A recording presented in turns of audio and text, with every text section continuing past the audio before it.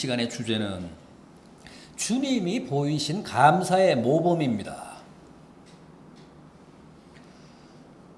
주님은 우리의 삶의 영원한 롤 모델이시죠. 모든 면에서 우리에게 시범을 보이신 분이십니다.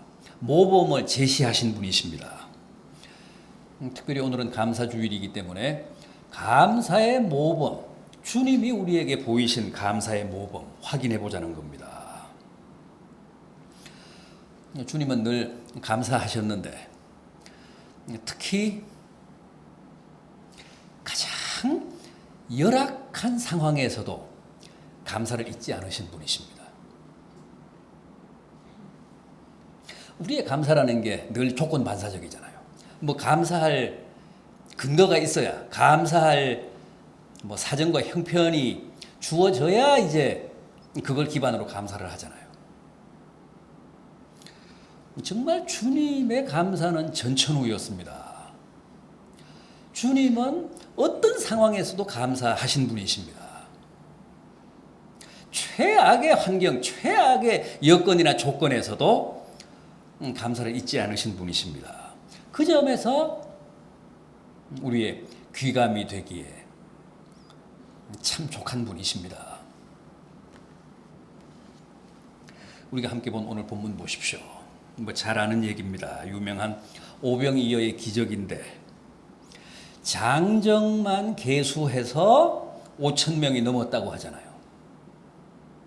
그러니까 10,000명, 20,000명이 됐을 수도 있습니다. 여자며 아이들까지. 그런데 그 군중들이 지금 다 흙이 져서 늘어져 누웠습니다. 며칠 동안 주님 앞에서 말씀만 들었기 때문에 이제 먹을 것은 다 바닥났고 집회가 끝나자, 부흥회가 끝나자 이제 다 흙이가 찾아온 겁니다. 그냥 보냈다가는 가다가 다 쓰러질지 모릅니다. 그런데 지금 주님 수중에는 달랑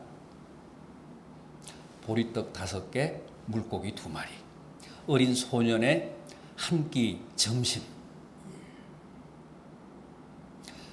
그러니까 상대가 안 되잖아요. 뭔가 조금씩 요기를 해야 될 사람은 지금 5,000명 이상, 수만 명이 되는 판인데 주님이 가지고 있는 먹을 것이라고는 도시락 하나밖에 없습니다. 이 상황에서 감사할 수는 없겠죠. 아무리 주님이지만. 한심해서 한숨이라도 나와야 되잖아요. 그런데 놀라운 것은 주님이 그 배고파 늘어진 수많은 군중들 앞에서 달랑 오병이어를 손에 쥐고 하늘을 우러러 감사하셨다는 겁니다.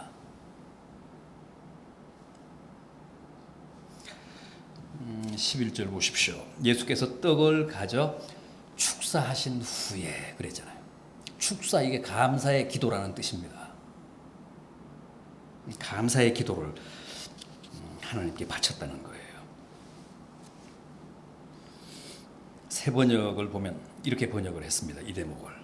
예수께서 손에 빵을 드시고 하늘을 우러러 보시며 감사의 기도를 올리신 다음 거기에 앉아있는 사람들에게 나누어 주셨다.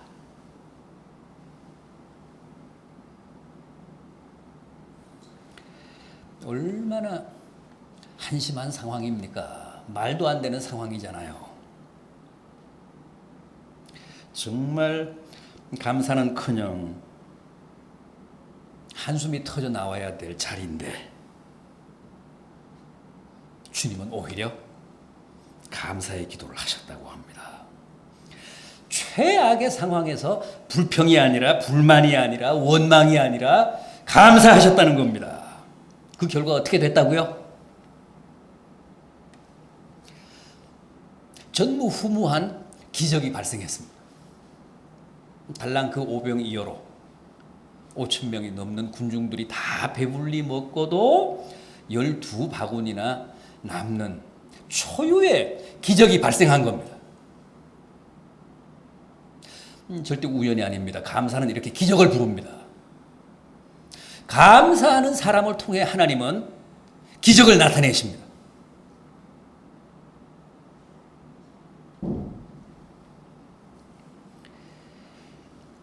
여러분, 지금 여러분들의 환경, 여러분들의 처지가 너무 볼품이 없습니까? 초라합니까? 그저 한심할 정도입니까? 그럼에도 불구하고 불평하지 마십시오. 한숨 내쉬지 마십시오. 오히려 주님처럼, 주님이 모범을 보이신 것처럼 하늘을 우러러 감사하십시오. 진심으로 그 오병이어를 하나님께 감사하시면 그 초라한 한 끼분 도시락을 통해 주님은 놀라운 기적을 드러내십니다. 지금 배고파 늘어진 5,000명이 더 되는 군중들을 배불리 먹이고도 12바구니나 남는 넉넉한 기적이 발생합니다. 문제는 우리에게는 그런 믿음이 없고 그런 감사가 없다는 거죠. 주님처럼 해봅시다. 최악이지만 포기하지 않고 절망하지 않고 거기서도 감사를 한번 드리자고요. 그러면 주님은 절대 우리 배신하시지 않고 우리 이 기대에 부응해서 우리가 바치는 그 감사의 아름다운 메아리를 보내실 줄로 믿습니다. 그게 이름하여 기적입니다.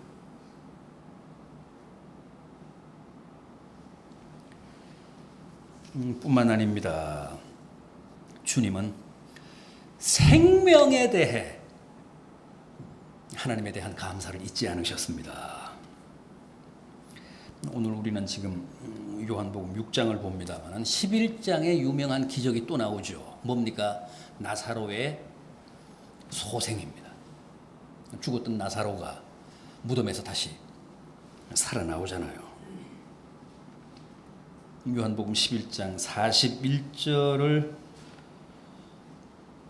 보시면 우리 한번 보죠. 요한복음 11장 41절.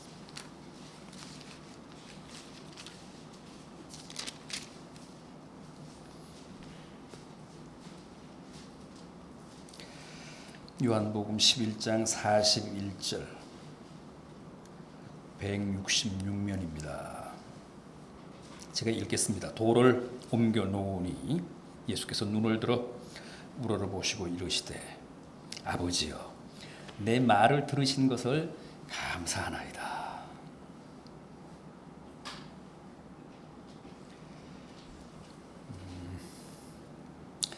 나사로의 무덤 앞에서 드린 기도입니다. 아버지여 내 말을 들으신 것을 감사하나이다. 죽은 지 벌써 나흘이 지났습니다. 그래서 무덤에서 아주 고약한 시체 썩는 냄새가 납니다. 그런 상황에서 아직 나사로가 살아 걸어 나오기도 전인데 일단 감사부터 하십니다. 안 살아나오면 어떡할까요? 대단하신 거예요. 그 담력이, 그 확신이. 주님은 항상 이렇게 선수치시잖아요. 아직 살아나온 것도 아닌데 내 기도를 들어주셨다고 감사부터 하시는 것 보십시오. 선제적으로 감사해요. 선제적으로.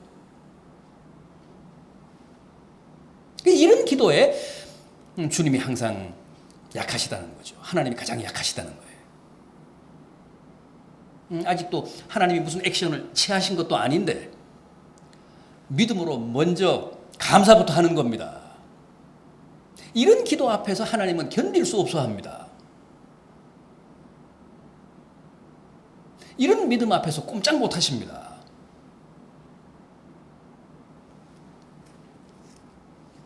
내 말을 들으시는 것을 감사하나이다. 항상 내 말을 들으시는 것을 감사하나이다. 42절 말씀, 이어지는 말씀도 그렇습니다. 항상 내 말을 들으시는 줄 내가 아나이다. 그리고 나서 나사로야 나오라 그렇게 말씀하시고 그 명령에 나사로가 거역하지 못하고 배를 동인 채 무덤에서 걸어 나온 겁니다. 기적이 일어난 겁니다.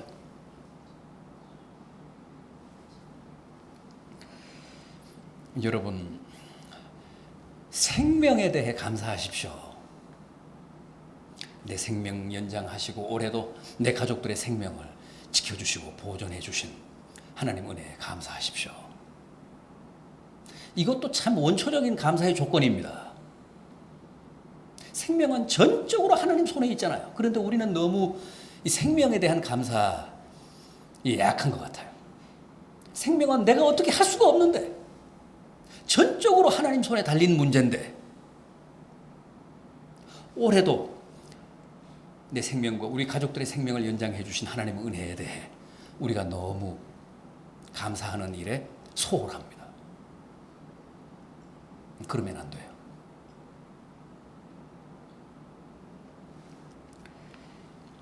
우리 교단에 속한 목사님이어서 저도 뭐 개인적으로 조금은 압니다만은 제가 신문을 하나 가지고 왔습니다. 이게 어저께 국민일보인데 안산 제1교회 고훈 목사님의 간증입니다. 나는 아버지께로부터 폐결핵을 유산으로 받아 젊은 날 7년 동안 투병을 했다. 중년에 재발하여 1년간 입원 치료를 받았다. 56세 되는 해 말기 암 진단을 받고 위 절반 췌장 3분의 1 12장 전부를 적출하고 임파선은 덮은 채 12년을 생존하고 있다. 그동안 수술, 항암, 방사선 치료, 후유증으로 4번의 폐렴, 셀 수 없는 폐혈증과 만성적 영양실조로 15kg나 빠졌다. 골다공증과 알 수 없는 혈관 혈루로 인해 한 달 동안 수혈받으며 생존을 위한 치료를 받기도 했다. 영과 육이 분리된 어떤 상황에서 5일간 장기가 썩는 알 수 없는 위기도 겪었다. 대상포진에 따른 면역력 저하로 만성적 세균 간염에 노출됐다. 나에게는 산다는 것 자체가 기적이다. 정말 내가 살아있음이 날마다 하나님의 은혜다. 수백억 부도로 절망하는 성도에게 나와 처지를 바꿔서 고난당해 보겠소. 건강하면 그게 기적이요. 그랬더니 그분은 건강 주신 것에 비로소 감사하며 열심히 살고 있다. 하나님이 우리의 건강을 챙기시고 올해도 오늘도 우리의 생명을 연장시켜 주신 사실에 대해 큰 감격으로 감사해야 맞습니다. 아마 이 부분에 대해서 하나님이 굉장히 우리에게 많은 섭섭함을 가지고 계실 거예요. 우리를 건강하게 이 시간까지 살게 하셨음에도 불구하고 그 점에 대한 감사가 없으니까.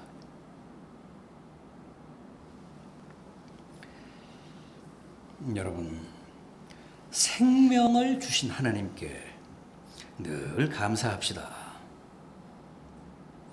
더 나아가 우리에게 영생을 주신 하나님께 감사합시다.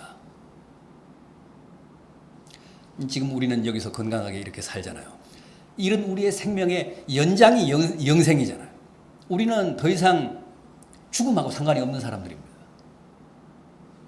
우리는 죽어도 삽니다. 우리는 영생할 사람들입니다. 영생이 보장된 사람들입니다. 이 불가사의한 은혜와 축복에 대해 깊이 감사해야 하나님이 기뻐하십니다. 그리고 기꺼운 마음으로 보람을 느끼시며 우리의 생명을 돌보십니다.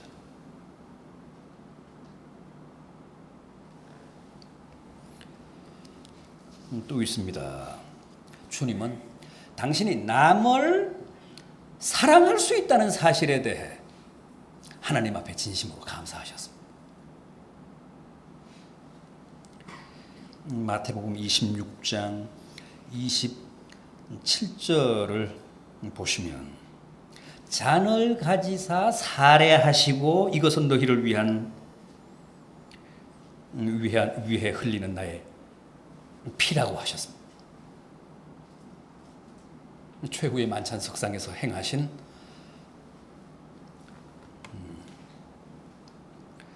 그 주님의 잔과 피, 성찬 예식 대목입니다. 잔을 가지사 살해하시고 이것은 너희를 위하여 흘리는 나의 피다 그러시면서 나누어 주셨습니다. 이것은 너희를 위하여 찢기는 나의 살이다 그러시면서 떡을 나누어 주셨습니다. 그럴 때 당신의 살과 피를 제자들에게 나누어 주시기 전에 살해하셨다고 합니다. 하나님께 감사의 기도를 드리셨다고 합니다.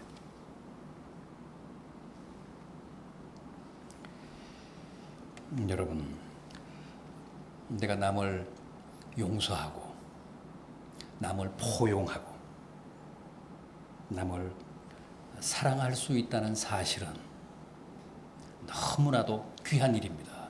정말 감사한 일입니다. 더구나 자기를 소모하면서 자기를 희생하면서 주님은 지금 자기의 피를 자기의 살을 우리를 위해 나눠주셨잖아요. 그러면서도 감사하신 거예요.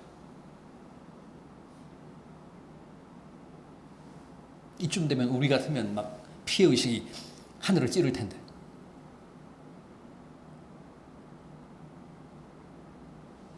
당신의 피와 살을 바쳐 남을 사랑할 수 있다는 사실에 주님은 진심으로 하나님께 감사하셨습니다. 우리가 이 땅에서 할 수 있는 일이 많죠. 그러나 남을 사랑할 수 있다는 일, 더구나 나의 희생을 바쳐서 남을 사랑할 수 있다는 일이 얼마나 귀한 일입니까? 다 자기 살기 위해서 혈안인데 다 자기의 이익을 추구하느라 정신이 없는 이런 와중에도 남을 생각하며 남을 위해 기도하며 남을 사랑하며 남의 허물을 용서하며 더구나 자신의 어떤 희생을 감수하면서 남을 위할 수 있다는 사실, 이건 누구나 할 수 있는 일이 아니고 정말 택함받은 하나님의 백성들에게만 가능한 일입니다. 얼마나 복되고 얼마나 감사한 일입니까? 남을 사랑하고 남을 용서할 수 있는 기회가 주어지면 감사하는 마음으로 주님처럼 이렇게 희생적으로 사랑하시기 바랍니다. 남을 포용하고 용납하시기 바랍니다. 그런 기회를 주신 하나님께 진심으로 감사하시기 바랍니다. 그게 진정한 그리스도인이, 그게 진정한 주님의 제자들이죠.